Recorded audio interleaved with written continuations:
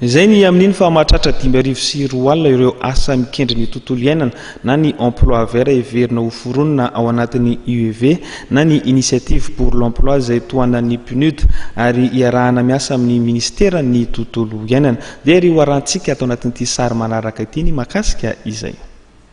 Ny famoronana asa maitso Mahatratra 5 alina no tanjon'ny fandarana asa Inititiave pour l'emploi vert. Ny antsoina hoe emploi vert moa dia asa tsy manimba ny tontolo iainana ary mitantana amin'ny fomba maharitra izany tontolo iainana izany.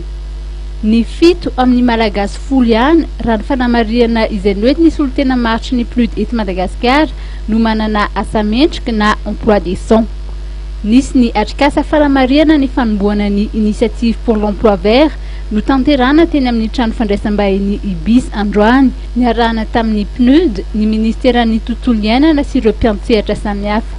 Mametraka fomba fisainana mihitsy zany io projet io mba hanana fomba fijery sy fomba fiainana miaro ny tontolo iainana ny tsirairay, izany hoe eo le sehatrasa fa eo ihany koa zany dia fiovana amin'ny fomba fisainana zany hoe rehefa misy asa atao dia asa fantatra fa tsy hanimba, asa haritra ary miaro ny tontolo iainana. Izay ngamba ny tena tombony lehibe ho antsika voalohany. Ny tombony faharoa dia anisan'ny ataontsika hoe sehatrasa izay mbola tsy misy amin'ny manodidina zany izy io. Ny eritreritry Madagasikara dia leader mihitsy, zany hoe olola arana mihitsy amin'ny océan Indien zany tsika amin'ny emploi vert io. Mandritry ny 5 taona anatanterana ny fandarana asa dia mahatratra $720 tapitrisa ny teti-bola ilaina.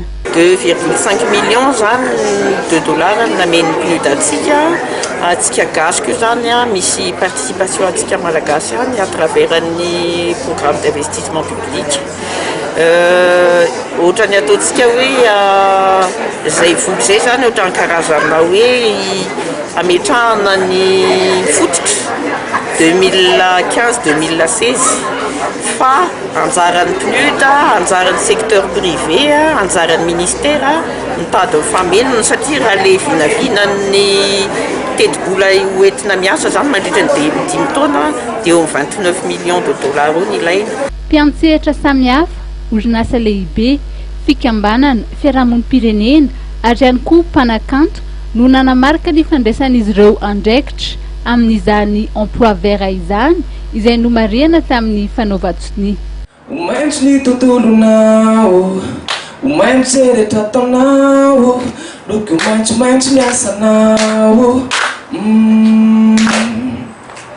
Inona ro ianao zany asa maintso